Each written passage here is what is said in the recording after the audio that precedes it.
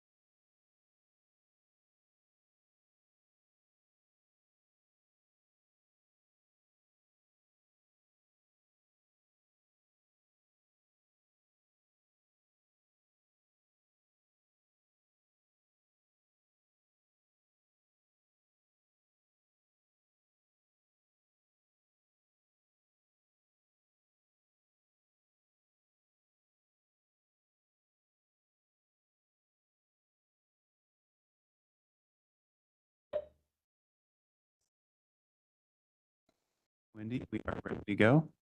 Great. Perfect. We will start precisely on time.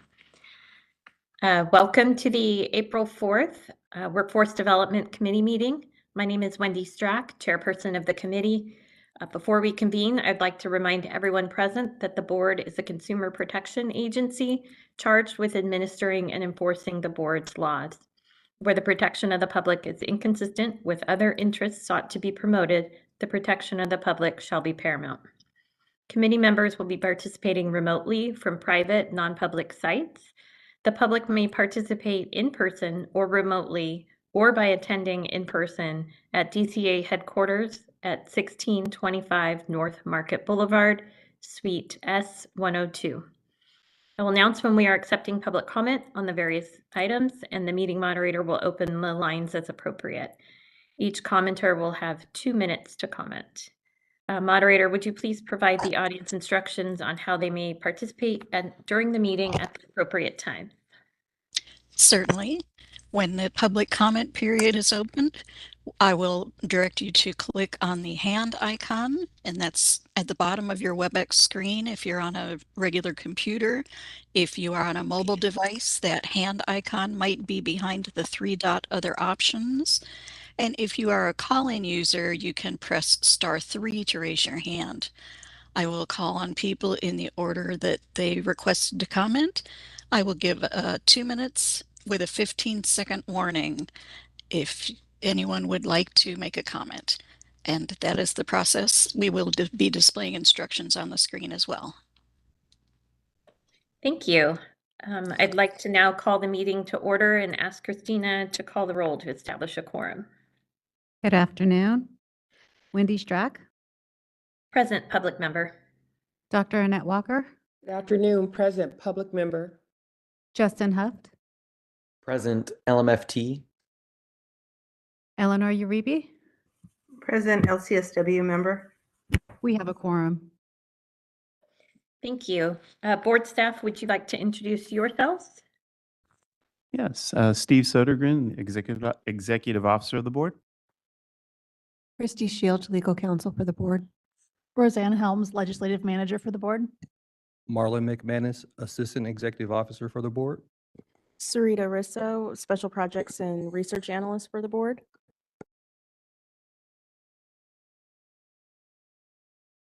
And that's it. Great. Now is the time for the public to introduce themselves if they would like. This is voluntary. Is there anyone in the room there at DCA from the public who would like to introduce themselves? There is our one and only member. Hold on. Yes, the one and only. Hello, Shanti Ezra, and I'm with the California Association of Marriage and Family Therapists. Thank you. Moderator, is there anyone online that would like to introduce themselves? This is the moderator. If anyone would like to introduce yourself, you may look for the hand icon and click that to raise your hand. We do have one raised hand from Ben Caldwell. Ben, I'm going to send you a request to unmute your microphone. You're unmuted. Go ahead. Caldwell, MFT. Thank you. And that is the only attendee comment or introduction I have. Great. Thank you. That takes us to item 3, consent calendar discussion and possible approval of January 30th, 2025 Workforce Development Committee meeting minutes. Do we have any members wishing to remove or edit any items from the consent calendar? Seeing none, do we have a motion? Dr. Walker, I'll make a motion to approve I know I have to speak this out, approval of the January 30th, 2025 Workforce Development Committee meeting minutes. How'd I do? Perfect. Okay. Do we have a second? I'll second that. It's Eleanor Uribe. Great. Thank you. Christina, can you take the vote? Actually, we need Oh, public comment. Comment. Oh, thank you. Are there any comments from the public? Anyone in the room, please? No comments here. All right. Do we have any comments online? My apologies. This is the moderator. If anyone would like to make a comment on the motion to approve the minutes, you may look for the hand icon and click that to raise your hand. And our call-in users may press *3 to raise their hand. Are there any comments on the minutes? I do not see any requests for comment. Shall I close the public comment feature? Yes, thank you. Thank you. Okay. Now, Christina, let's take the vote. Wendy Strack, Yes. Dr. Annette Walker, Yes. Justin Huff, Yes. Eleanor Uribe. Yes. Motion carries. Great, thank you. Next on the agenda is a discussion and possible recommendations regarding restructuring the pathway to licensure for licensed marriage and family therapists, licensed clinical social workers, and licensed professional clinical counselors. Roseanne, would you provide us with the overview? Yes, thanks, Wendy.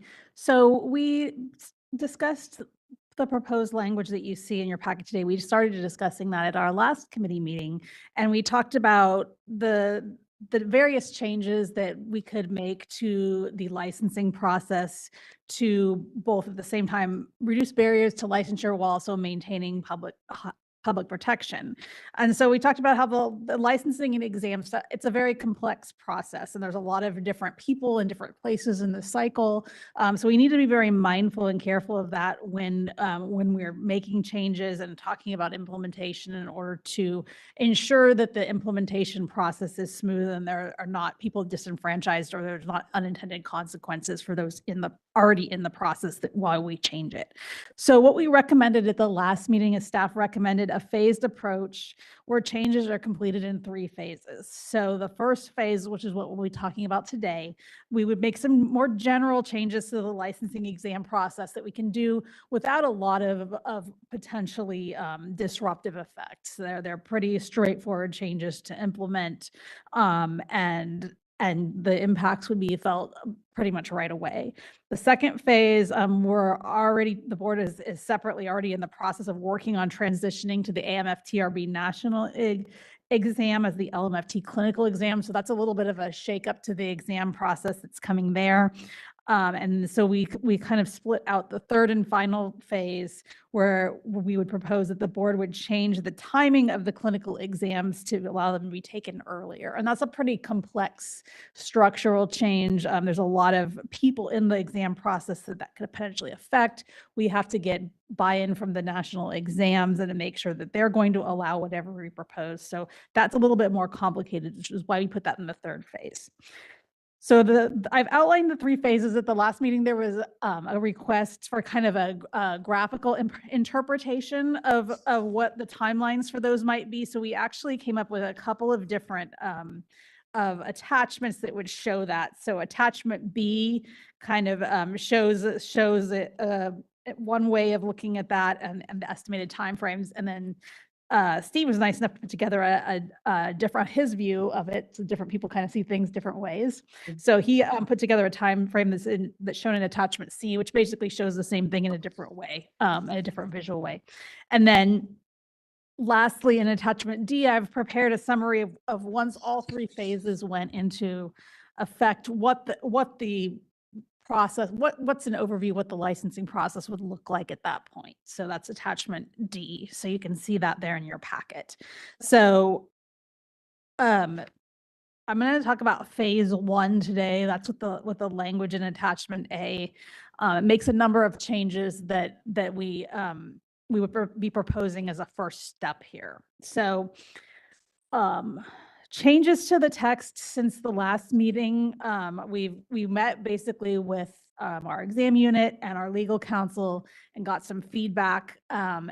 So changes that to the text that we looked at last time are shown in blue. New changes since then are shown in green, underline, and strikeouts. We've made various changes. So I'm going to go through and do an overview of each of them. So one of the proposed amendments we'll be looking at is a change to the timing of the California Law and Ethics exam. We're proposing that associates get to choose when they get to take the California Law and Ethics exam once they're registered. Right now, there's a requirement that they have to take it annually every year in order to renew their registration until it's passed. That can at times create a hardship if somebody forgets or doesn't get a chance to take the exam before their registration renewal is up, then it could potentially delay their registration renewal. So under this proposal, they would just take it when they feel ready. If they don't feel ready to take it their first year, that they could take it their second year, and so on. Originally, when we had put in the requirement that registrants have to take the California Law and Ethics exam every year, it was because the board wanted to make sure that associates were actively attempting to learn and be knowledgeable and proficient in California law and ethics. However, a couple of years ago, the board put in a requirement that all associates must complete 3 hours of CE in California law and ethics each year. That started in 2023. So we believe that public protection is still maintained, even if they're not actively attempting that exam every year. So that's the reasoning behind that. The second change is we really need to put an age limit in for our California Law and Ethics exam.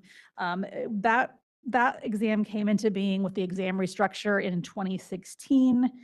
There's no age limit currently on that exam, and that was fine at the beginning, but we're realizing that there's an issue if we could have people applying eventually with very old California Law and Ethics exam scores because there's no limit. So the longer that exam, as decades go by, we might have exam scores floating out there, and somebody could apply with a very old score, and then there becomes a concern of is that knowledge still current? So we're proposing a 7-year age limit on the law and ethics exam score. That that matches the current age limit on the clinical exam score is already 7 years, and so we think that kind of lines up with everything. So how that would work is in order to obtain a subsequent registration number, the applicant must have a passing score on the California Law and Ethics exam dated no more than 7 years prior to the board's receipt of the application. In addition, when applying for initial licensure, the person would also have to ensure their California Law and Ethics exam score is no more than 7 years old. The next set of changes is we're proposing to make a change to the registration number length and the time supervised experience hours are valid. Currently, the allowable length of a registration number is 6 years. We're proposing to make that 7 years. Supervised experience hours are also valid for 6 years. We're proposing to make that 7 years as well. This would allow applicants an additional year if they need to take a break while gaining experience hours due to life events or circumstances, which is a common issue that's brought up by those who experience hardships during the licensing process. It'll also align the allowable age of experience hours with the allowable clinical and law and ethics exam scores, both 7 years. So eventually, It'll allow a simpler process when we allow the clinical exam to be taken early in a later phase, because we're going to need to make some pretty major changes there with regard to the hours and how we look at those. So having everything be 7 years kind of lines us up and sets us up to make that change later. And the next thing that this proposal does is adds a exception to the prohibition from working in a private practice with a subsequent registration number. And this is one that we frequently get requests to discuss. The board has discussed this several times over the years. And what it pertains to is what we call the 6-year rule that prohibits an associate with a subsequent registration number from working in a private practice or a professional corporation. So under the proposal, what we would do is we would continue to prohibit associates with a subsequent associate number from working in a private practice generally. However, we would create a process where an associate with a subsequent registration number could request a one-time 2-year hardship extension. And with that extension, they could finish gaining their experience hours in one private practice setting if the supervisor or employer and the associate submit a request to the board providing specified information. And so, like I said, the board has discussed this numerous times over the years. It's an often requested discussion topic because there are individuals who go through a hardship due to unforeseen circumstances, and then they find themselves needing a subsequent registration number, and they find out that they either can't continue at their current job because it's a private practice, or they can't find a job anywhere but a private practice, but they can't work in a private practice. We had discussed most recently, the most recent time we discussed the 6-year rule was at the August 2022 board meeting. We discussed possibly removing it altogether. However, both the board and stakeholders were not in favor of that. There were concerns about potential exploitation of associates by private practice. And so there was not support to move forward with that request. So today's proposal strikes it's a little bit more of a limited approach that strikes a kind of a compromise that could apply in times of hardship, but not to everybody. And then finally, the final set of changes are mainly some technical cleanup changes. We're deleting a couple of sections that was no longer needed, some fees that are obsolete. We're making a clarification in the law that somebody that's passed a clinical exam from another state before the board would typically grant eligibility to take a clinical exam, that will still accept that score even though they took the exam too early. Right now, the law doesn't really make it clear what happens in that situation, so we're trying to make it clearer. We're deleting the requirement that if an applicant is unable to pass the clinical exam within 7 years of their initial attempt, right now they have to go back and pass the California Law and Ethics exam again before they can continue. We think placing an age limit on the California Law and Ethics exam score renders this obsolete. They need to make sure that both of their exam scores are current within the past 7 years. So we don't feel that that particular requirement is needed anymore.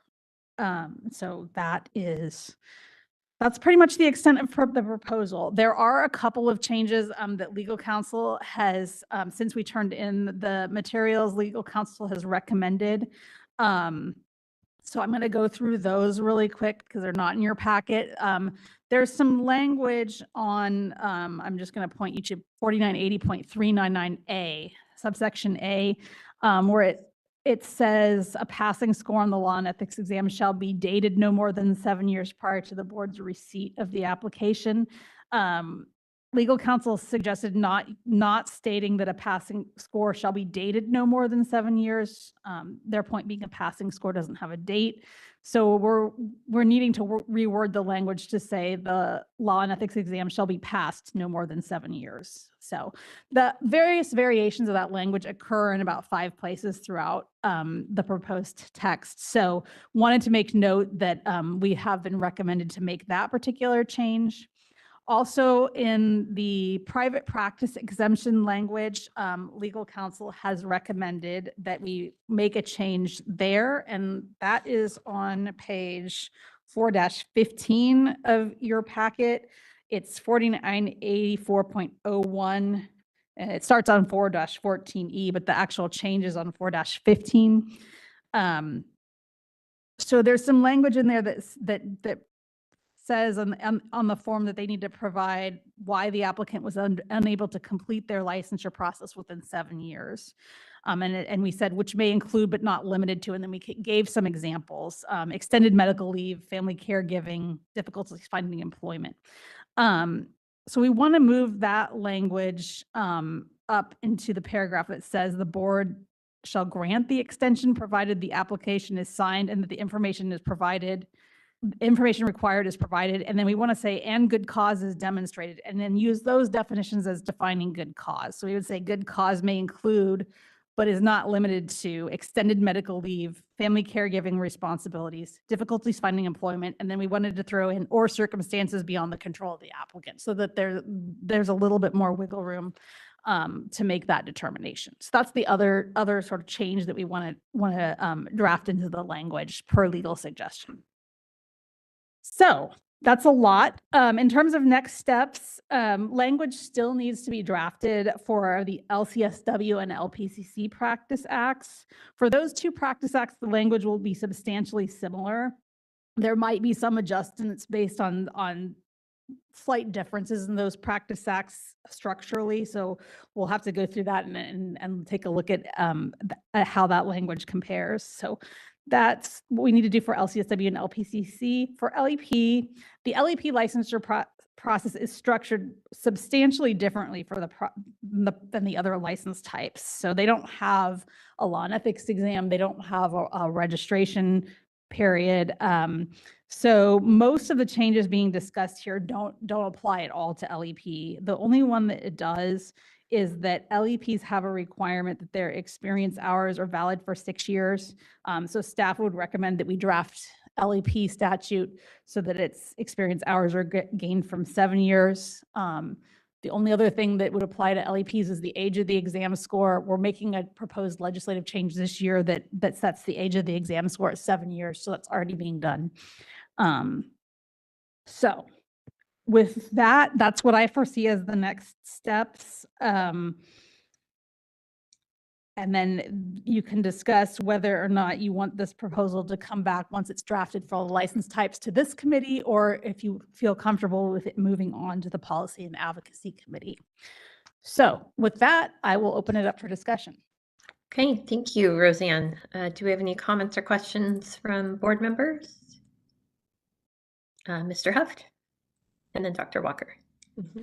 Thank you. So thank you for putting this together and for addressing what we had asked for in this last meeting.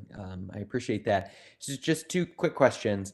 Are you planning on having the committee and committees and subsequently the board approve all changes for LMFT, LCSW, LPCC, LEP at once when they're done? Or are we doing these incrementally each license?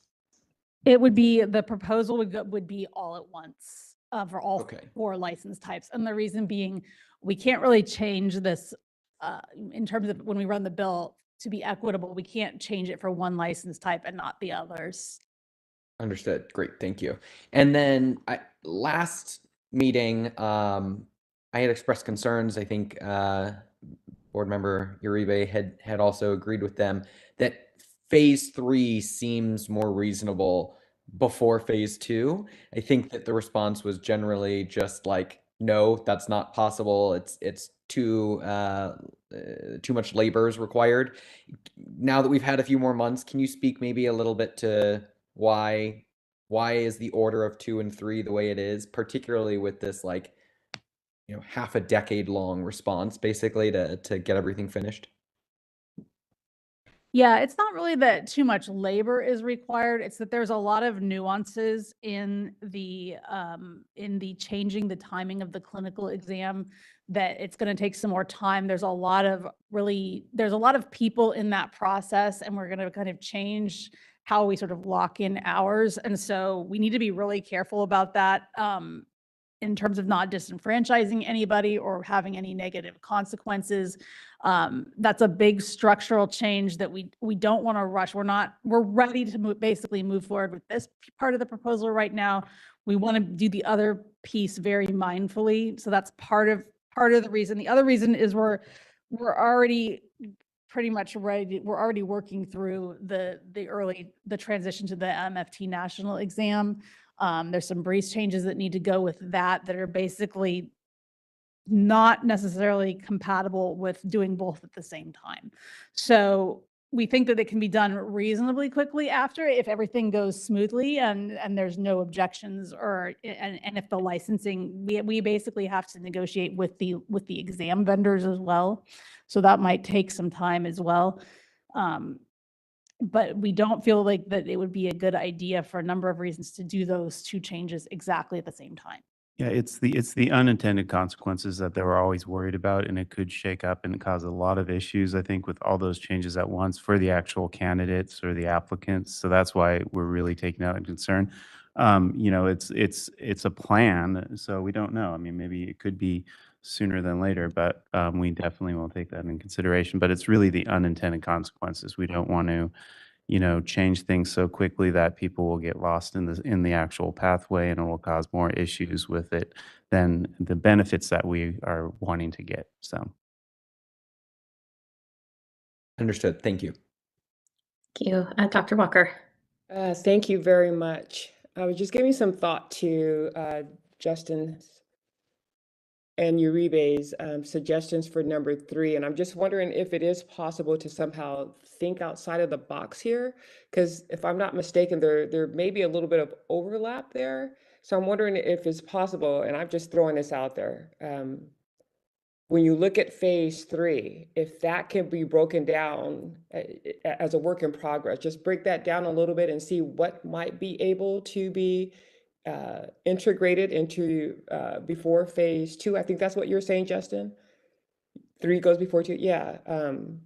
Just maybe play with that a little bit, because I understand Justin and Eleanor's concerns, and I think they're warranted. So maybe we could just think outside the box a little bit and just break down 3 a little bit further and see what might be able to be integrated sooner rather than later. Again, this is not my purview, but it's just a thought. So I wanted to throw that in there. And then to also, again, thank Roseanne and Steve for this graphical interpretation. I think the visuals and putting it into phases is very helpful for many to have a greater understanding of what we're doing.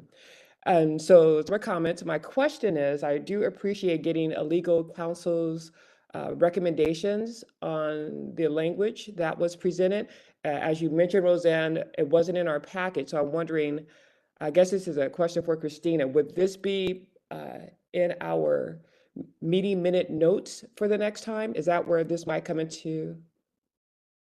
Yes, this is Christy Shields, legal counsel. So yeah, we're recording everything, and we'd be documenting those recommended changes. And I think I just made those recommendations for clarity and also the requirements for good cause. I thought the way it was drafted might be a little bit too open-ended, and that way everyone would qualify for a hardship waiver. And that's really not why that option was being proffered. It was being proffered for people that have real problems meeting requirements within the time frame they've been given, and making sure that we're not having an open-ended extension there. And so I just wanted to tighten that language up a bit. But yes, we're going to be documenting all the recommendations, and if you agree with them, it would be part of the motion that you Oh, wonderful. make. Okay, Thank you. thank you. That's it. I can agree with that last comment as far as making it so that not everybody, because I think the way it was stated was all applicants that have something basically out of their control. So I mean, in a sense, that could be used pretty broadly. And I was looking at the timeline. I think when they originally talked about this rolling out, it sounded like it was up to four years. So when I looked at the timeline, it looks like it's basically would roll out within 3 years at most, and that would be at the beginning of January. Is that correct? So that's an estimate. All of this has to go, all 3 phases have to go through the legislative process, and some have to go through the regulatory process. So pretty much anything can happen with legislation and regulations. There's no guarantees, but that's what we think. If there's no major roadblocks, meaning like, you know, somebody doesn't decide they're in opposition to a major part of the change and we have to start from scratch. Like if everything goes as planned, that's what we feel like we can do reasonably. Thank you. Okay. Do we have any comments from the public? Any in the room there? Yes.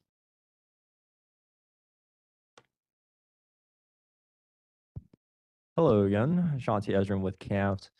I just wanted to start by thanking staff for the work on the attachments. Took a look at all the attachments in the visual summary, the descriptions, the estimated timelines. They're all very helpful to understand because there's a lot of moving parts to this. So found those to be really helpful. Thank you.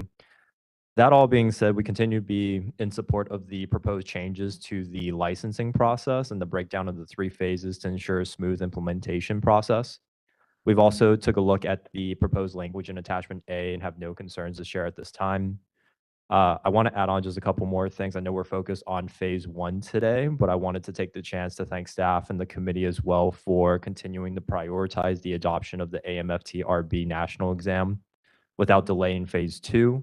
On the conversation regarding the timing of phase 3 and phase 2, we just like to encourage staff to continue refining and working through the phase 3 proposal so that when it is time to implement those, everything can happen expeditiously. Thank you. Great. Seeing none other in the room, moderator, do we have any online comments? Certainly. Let's take a look. If anyone would like to make a comment, you can click on the hand icon, and that will be on the bottom row of your WebEx screen, or if you're on a mobile device, it might be behind the 3-dot other options. And our call-in users can press *3 to raise their hands. Each speaker will have 2 minutes with a 15-second warning. And we do have a raised hand from Ben Caldwell. Ben, I'll send you a request to unmute. And you're unmuted. Go ahead. Good afternoon. Thank you. Ben Caldwell, MFT. I want to second the comments from CAMPT. Also thank Roseanne for the work that you have done in pulling this together. I agree that those visuals are actually very helpful in understanding the sort of phased implementation process.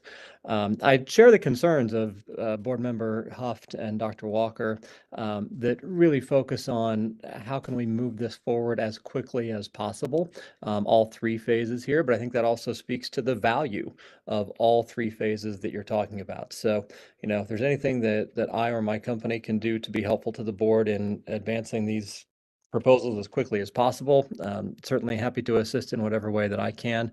In the meantime, just thank you for your continued good work. And if there are ways to think outside the box, to break down the steps further to get some pieces of some phases implemented sooner, certainly would support that. These are all good, important changes that will help our associates and licensees to serve Californians. Thank you. Thank you. And I do not see any further requests for comment. Shall I close that public comment feature? Yes, thank you.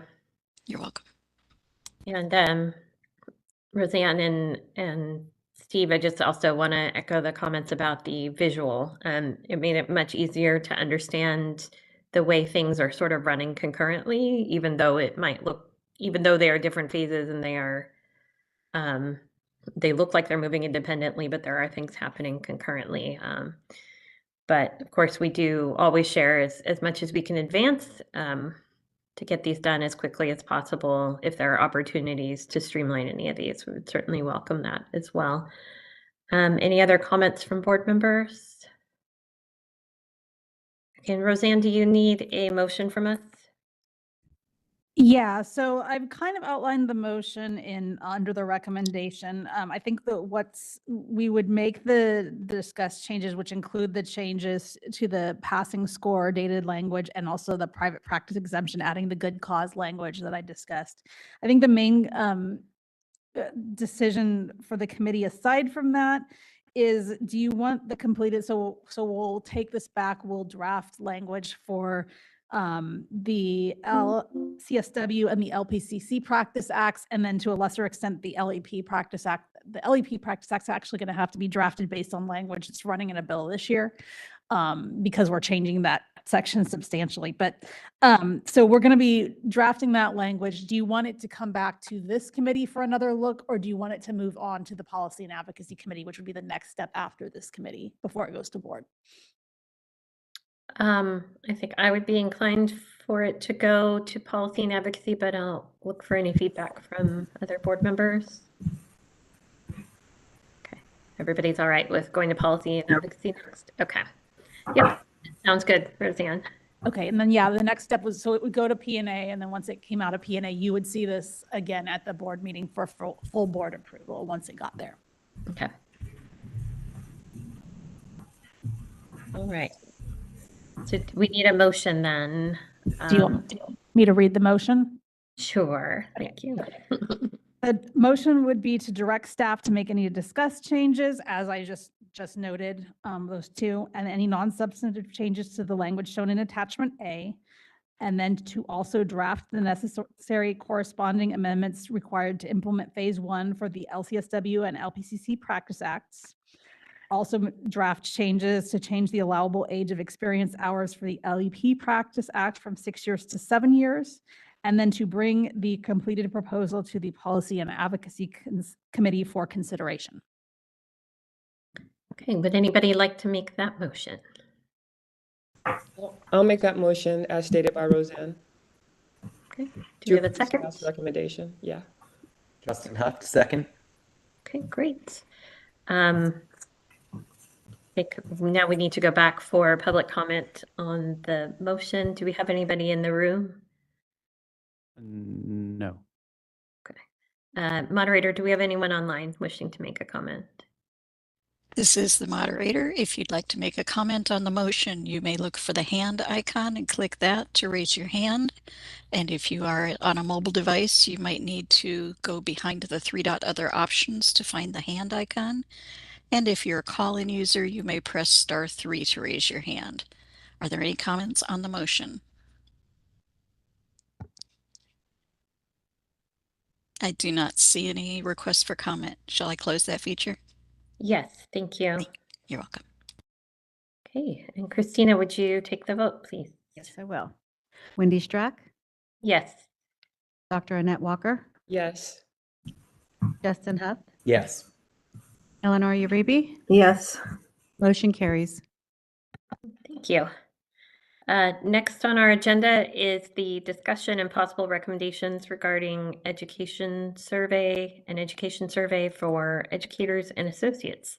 And Steve, would you provide us with the overview? I would be happy to.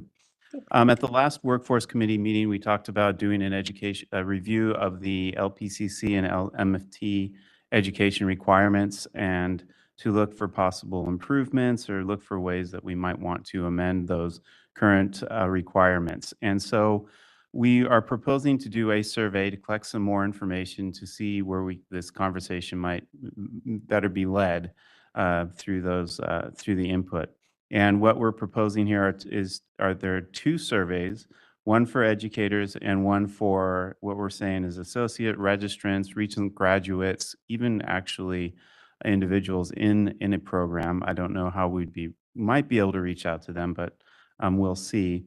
And what the survey is really trying to identify concerns or issues with the current education standards or licensed education programs, and asking the educators and the registrants or associates their concerns, or see if they see any issues in the current requirements or their educational program.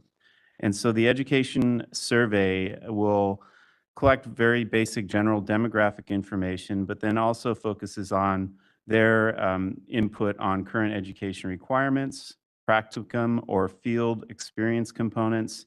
And then additionally, we're putting in there, I know we've talked about it in one of the committee meetings, looking at maybe a formal process for approving actual programs in California.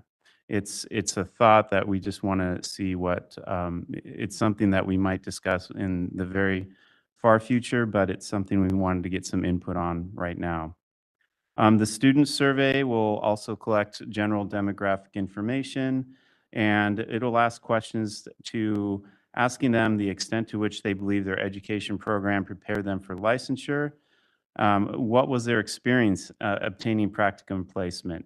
And also, if they believe there's any, concerns they have with education programs and practicum placement in general, and really to see if they believe that their current educational program has been assisting them to move on to licensure. With the approval of this, what I wanted to get today was to get your comments or any ideas on the survey questions that are in attachment A and B. And once we do that, I was hoping to get your approval to move forward with this on a kind of a quick basis, basically giving us the option of making those changes and releasing the survey. I would, if we do, plan to release the survey sometime in May and then report back the findings on the next meeting in July 31st. So with that said, is there any comments or questions or concerns? Thank you, Steve. Looks like Mr. Huff has a question or comment. So we'll go to you. We'll start with you. Great, thank you. Steve, who is drafting these questions? Staff are. Okay. I have a lot of suggestions, so I will go through them slowly. You let me know if you need me to repeat anything or email you them. Broadly, I would recommend changing all relevant questions to Likert scale questions. So assessing degree of confidence, how much do they strongly agree or disagree, the frequency of things. A lot of these are just binary yes or no questions, which loses a lot of important data. And that's not necessary. That, there's no reason in this survey to be losing data when we can capture higher quality data.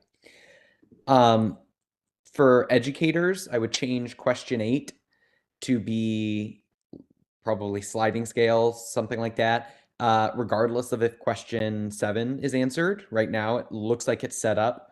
Only if they say no will they answer the next question.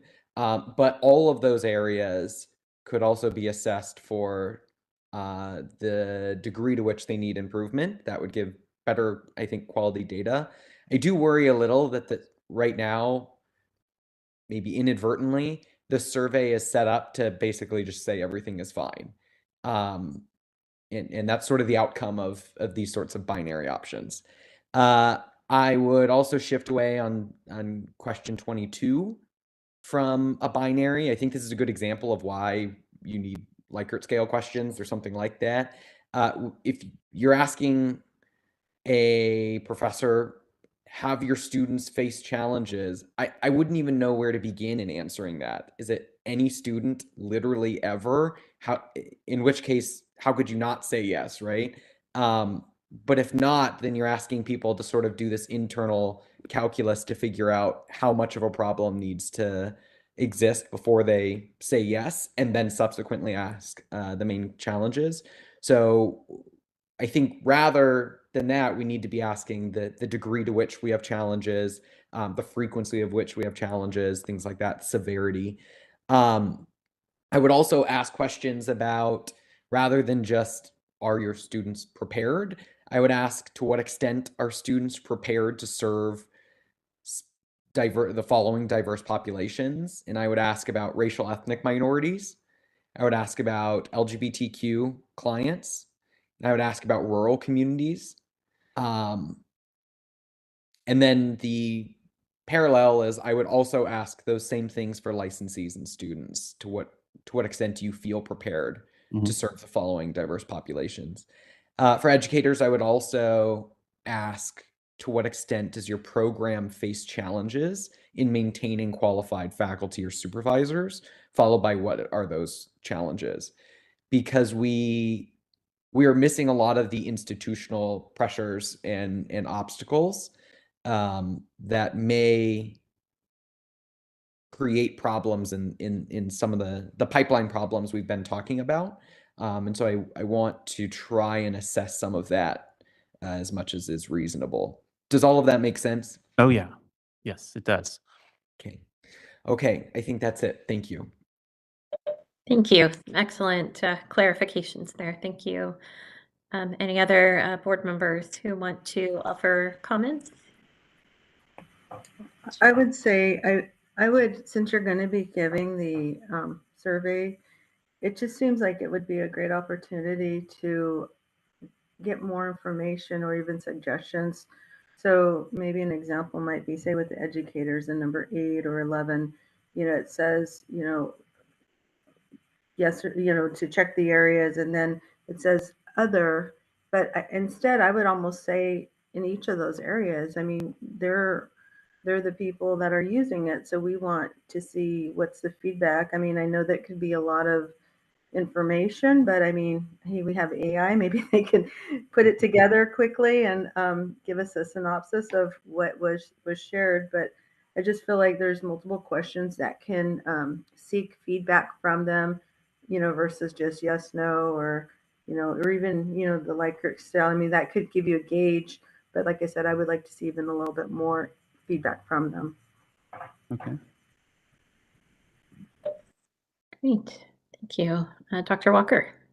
Thank you. Just, I was just wondering, what is our reach here? What is the potential number of folks that we're hoping to survey from either of these? I'm just curious to what the reach is. The reach for educators, the last time we've done an educator survey, our reach, I think, was in the hundreds.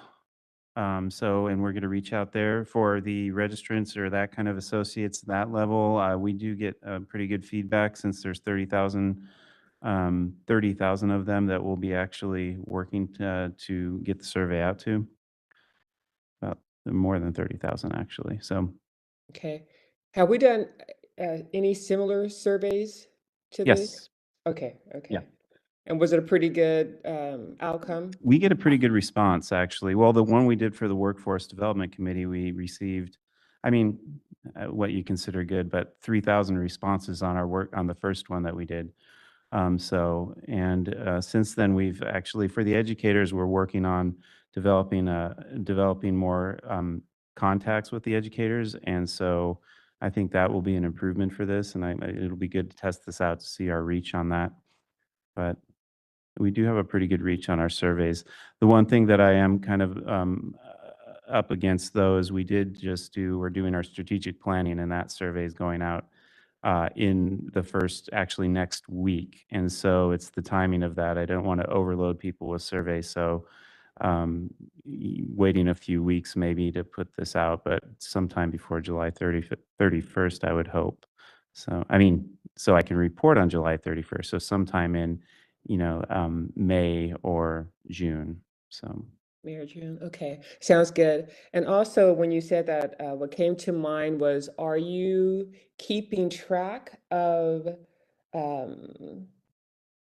the folks that you're reaching when you're sending out these surveys? Like, for example, you said done something similar in the past. Are we sending it out to the same group, or have you added to the group? Have anything changed in the populations that we're reaching? Or are we sending it out to the same folks? So we send it out. The method of what we'll be doing is we will send this. Usually what we do is we'll definitely put it on our social media page and then, do a frequent update on that. So every other week or every week, depending on what the time frame we have to work with, is to give notices that there is the survey out there. We also use our listserv. So we'll send it out to our listserv individuals, and then we do have another educator listserv. So just appointedly actually be able to send it out to them. So we're really touching, I'm trying to think of, I don't remember the numbers in our listserv, but definitely social media also. And then all the associations are very good about kind of spreading the word and passing on the actual, the survey notices and such. So that actually capitalizes on our reach. Yeah, I mean, I'm not making any suggestions or recommendations, but I would be interested in knowing, are you capturing new voices? Is it more Okay. diverse, you know, I'm Yeah. just curious. You know where I'm going with that. No, I Just- know. And it's kind of hard for us to do since we don't, it's really just, it's an anonymous survey. So Yeah. that's. But you know who um, you're. Okay. Okay. Yeah. I'll leave it alone. No, I But know. you I know give you. Yeah. Yeah, I'm trying to think how we can. I will Well, keep it'd that be in nice mind to see though, if to you're definitely bringing figure in out. new energy, more voices, more Yeah. diverse, more. Yeah. I know this will be anonymous, but I was wondering if there's a way of maybe even putting a note there if you would, if you have additional feedback and would like to, maybe provide it as needed, check this box or, put your name here or contact us at this number. Because I mean, that might be helpful to have like people who would be open to just providing feedback, whether the educators or, I know we have our different organizations, but not all, most are not represented, I would say. That's a good, well, I know we have like the open-ended questions on all our surveys we like to try to do, and it's, when you get the 3,000 open-ended responses, it's great, but it's a lot to go through. But I think what you're saying too is that it's a good idea, I think. I'm trying to think of how to, so like if you would like to talk to us more about, these, talk one-on-one or something, is that what you're saying? Kind of, this is another way to reach out to us, or? Yeah, well, if like say there was some people who are out there and they want to just give more input, maybe they're from the education, public, private, and they would like to be available, maybe even as needed. Hey, here's a group of people that is available to kind of throw something out towards and see what they think, since they're in the field. I'm just saying, how is there a way of capturing people that have responded to the survey that might be willing to provide more input? And actually, that's a good, you know what, I think what, so the other idea that I was thinking about proposing at one of the next meetings is doing a kind of a listening session too, to offer not only through the survey, but also offer a session where people can actually provide verbal feedback on certain, certain topics that we have. And so this could be a good chance to do that, saying, if we were to have something like an open session, would you like to participate, or would you, and that would actually, oh, okay. Does that sound something like, Yeah, I mean, and maybe not just that one time. Maybe there could be more times. Just it would be nice to have like some actually ongoing dialogue somewhere, even if it's yearly or somewhere. I mean, just so that we can have an active, just be able to be hearing what is being said and what's being practiced. okay.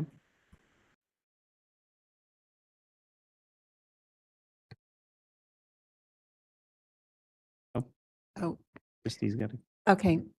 This is Christy Shields, legal counsel again. I thought also maybe to add a little more disclaimer information at the beginning of the survey. Because one of the things you want to do, even though it says survey, is make sure people understand it's a voluntary process.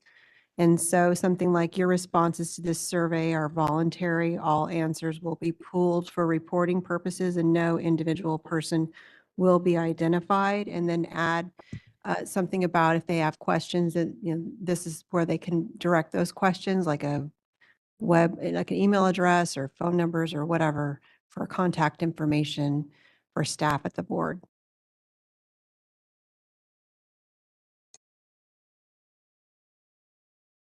Okay, Mr. Huft. I want to circle back to listening sessions because we've talked about that in previous meetings, both committee and board meetings. And we've talked about the importance of pulling on students specifically as they're like currently in that pipeline to licensure. And one thing I want to note is like the existing survey research and focus group research is pretty clear that if there's not incentives for participation, you disproportionately have upper middle class white men participating. And if you're opening up a listening session or listening sessions, multiple across the state, I do worry a little that the most marginalized people in this pipeline are not going to be represented. And I would encourage, to the extent that it's possible, Steve, for the board to be offering some sort of incentives, so we are not just asking people to labor for no cost while we extract their ideas, their time, and et cetera. I know. I wish unfortunately, I wish we had incentives for that. But I do hear you. And I think though, and not that this it definitely doesn't address the issues that you're talking about, but I mean, these are just open forums, but yes, who would attend, I don't know. So, okay. And just to clarify, am I hearing you correctly that the board has no ability to offer any sort of incentives in the form of fee reduction or anything? No, it would have to go through a legislative or regulatory process to be able to do that. Yeah, that's the. You know what I've seen work well or better is even doing an in-person group. I know at least in the Valley, there's a lot of diversity. So even if there was scheduling at different places and doing some of these more in person, and I know we're even offering the Zoom option, but maybe you might have more participation. No, that's a good point too. The other thing that it would go hand in hand in that is actually we have reached out to kind of reaching out to educators to see about hosting meetings at their school sites, or if they want to open them up. And so that might be something we could actually get a little more. It might help out there in that. And as far as incentives, I mean, I don't know if we have pens or the sticker. I mean, that's not. We were just talking about that. It's like now they put that away a long time ago. Yeah. So unfortunately, in these situations, or to get people to come up to our conference tables at association meetings, we really have nothing to give out other than great information and a smile. So, but no, thank you for all these. Sure. This is good. Great, thank you. Don't think you need a motion from us, correct, on this? No motion.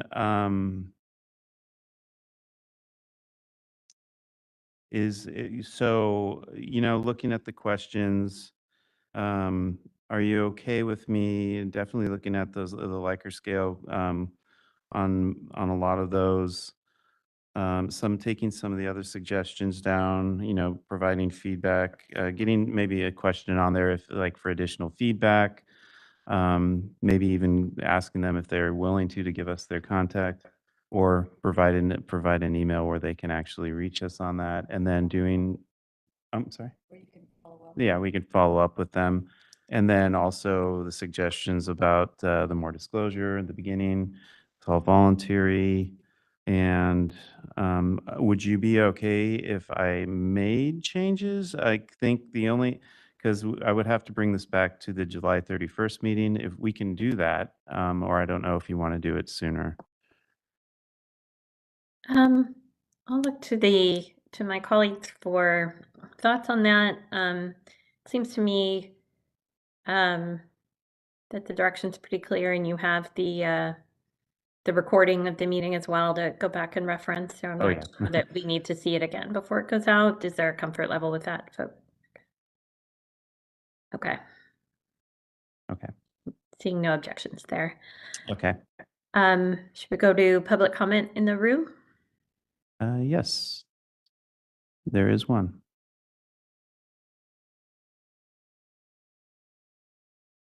Oh, okay. Hello again, Shanti Ezrin with CAMT. Thank you so much for your work on this. Wanted to continue to share that we're supportive of the holistic review of education requirements to make sure that content is up to date, content is appropriate, and content ensures an equitable pathway for licensure to all applicants while maintaining consumer protection. For the surveys, we think the surveys are a great idea and appreciate all the feedback that we heard today from committee members. Like Steve had mentioned, when the surveys are finalized and ready to be distributed, CAMP is more than happy to help share that with our members. Thank you. Thank you. Moderator, do we have any online comments? Thank you. Yes, we do, but I'll give the instructions again for the rest. If you'd like to make a comment, you can click on the hand icon. That's typically at the bottom of your WebEx screen or behind 3-dot other options if you're on a mobile device. If you're a call-in user and you'd like to make a comment, you can press *3 to raise your hand. And our first commenter is Ben Caldwell. Ben, I'm going to send you a request to unmute. You're unmuted. Go ahead. Thank you. Ben Caldwell, MFT. I want to second everything that Mr. Ezrin said on behalf of CAMPT. And also on the content of the survey, wanted to start with a point of praise. I really appreciate that the way that this content is written, it asks people not only about what they might want to add, but also what they might think it would be okay to take away. In surveys like this, there's often kind of an unstated assumption that education requirements can only move in one direction. And the fact is that as we've gone from 36 units in a degree requirement to 48 and then 60, we've made mental health licenses a lot harder to access without any evidence that it's actually made providers more safe or effective in their clinical work. So Steve, I appreciate that you have that in the language here. I did want to note that on let me find it here. On number 8 in attachment B, excuse me, number 6 in attachment B. The question asks, what areas do you feel needs or needed more focus? And I wonder if those could be adjusted to more Likert scale slider type options to say for each content area, maybe this needs more focus, maybe I'd be okay with less focus, or maybe it's okay as it is. And I also would suggest that in the first attachment, attachment A, the survey for educators, that the question about possibly reducing or removing requirements be put a little bit closer to the question about adding requirements, because as it is right now, there would be a couple of questions maybe in between those two. I think it works better if those are side by side. 15 seconds. But that's all of my feedback on the content. I appreciate the feedback here from others as well, would support it. And in terms of timing, I wonder if putting it out in the fall would be better to reach people. Thank you.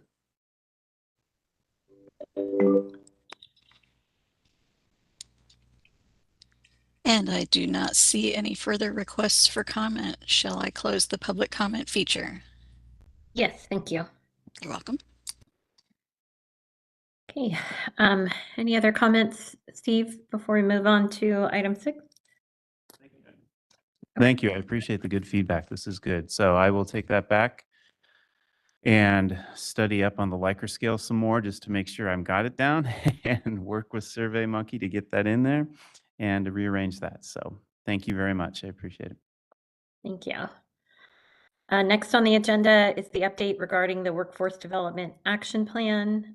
Steve, would you provide us with an overview? Yes, so we do an update on the action plan at every workforce committee. And last time, I think this was suggested for this item too. I know it was suggested for the pathway, doing kind of a project plan per se to show what kind of where we're looking at the dates and times of some of the things that we've identified as short-term, long-term goals in the original workforce development plan.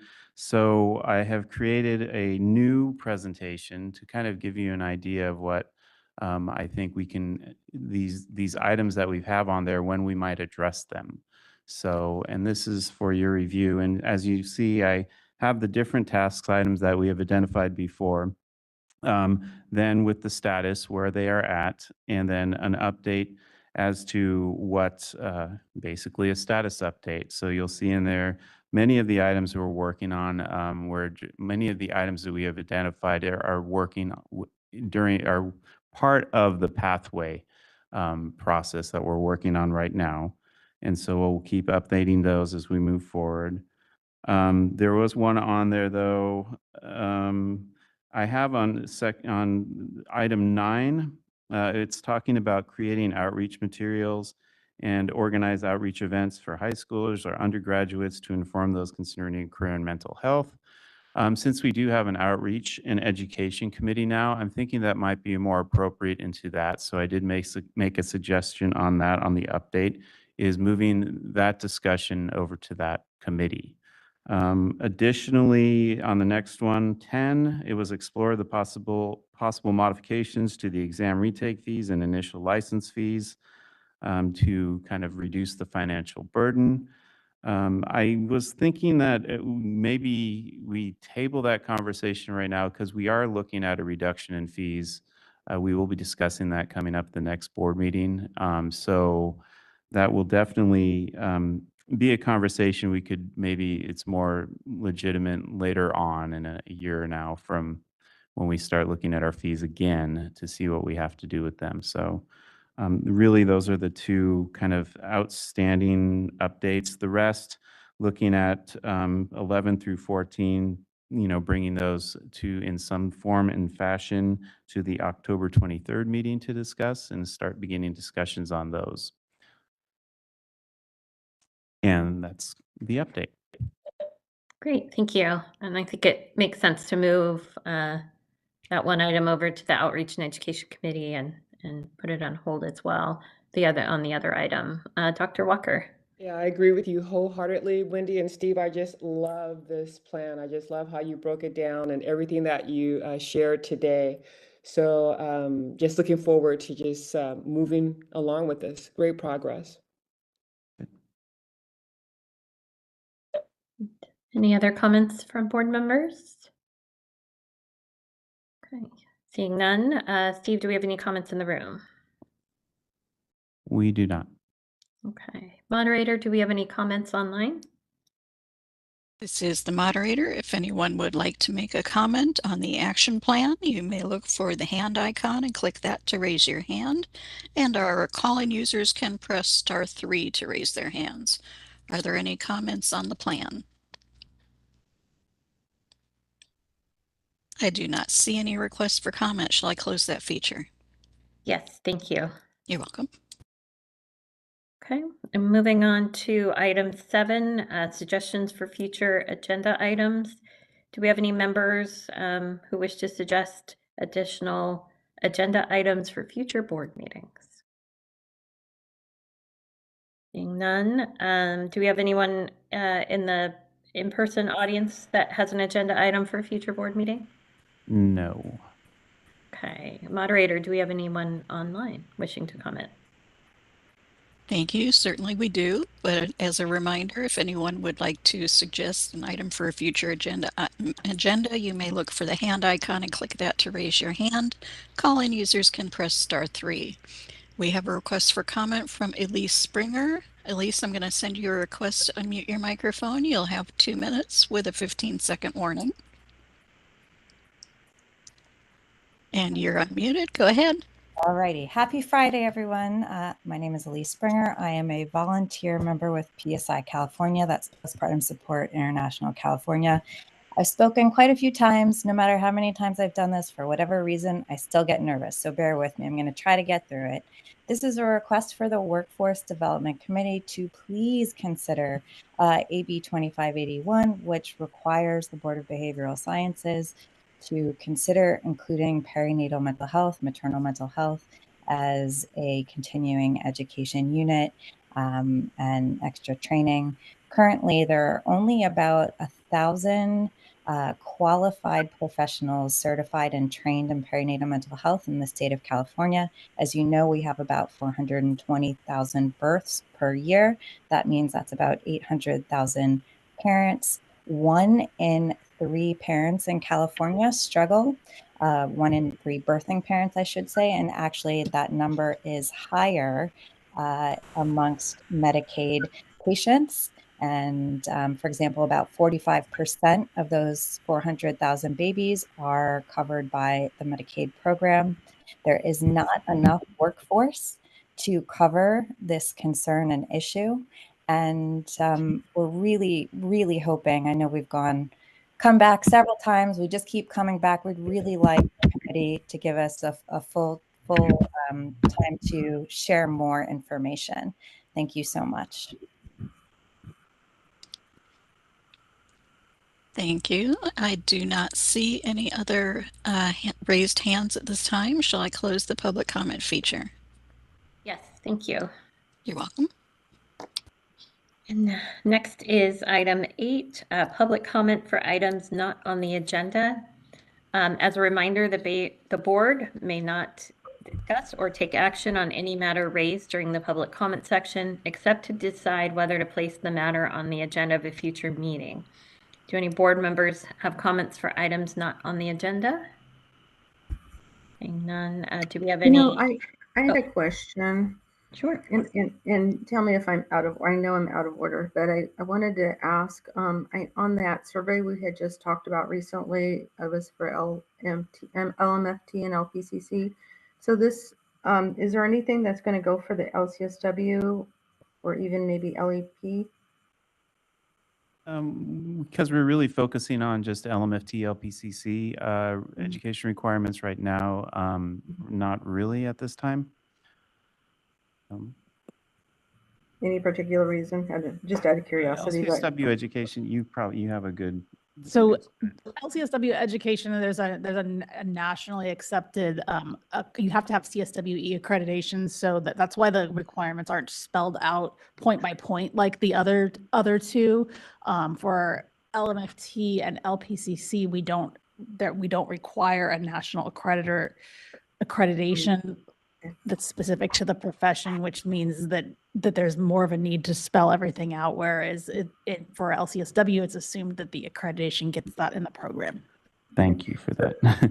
Yeah, thank you. But I would say with that last question, one of those last questions, as far as getting feedback from people who might be interested in participating, that would be kind of nice to have for, the other professions too, as far as like social workers and educational psychologists, if we could have a group of people who'd be open to giving feedback too. So, that's all. Thank you.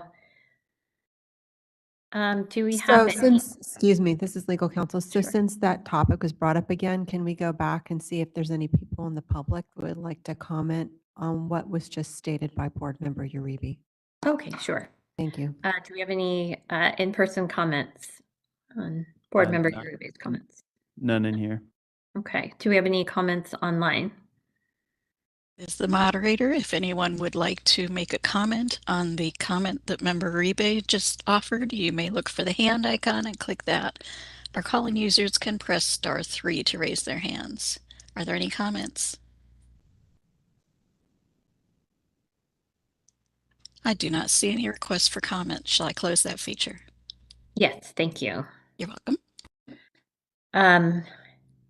Then we have, we'll go back to in-person audience members who might have comments for items not on the agenda. None here. Okay. And moderator, do we have any online audience members with comments for items not on the agenda?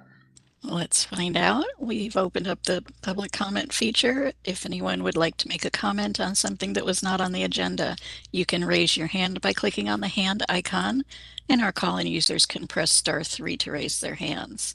Any comments for something that you did not see on the agenda? I do not see any requests for comment. Shall I close that feature? Yes, thank you. You're welcome. Okay, our next agenda item is adjournment. Thank you everyone for participating today. As a reminder, our next board meeting will be on May 8th and 9th in Sacramento, and we hope to see you then. Thank you. Thank Have you. a good day. Have a good weekend. Bye.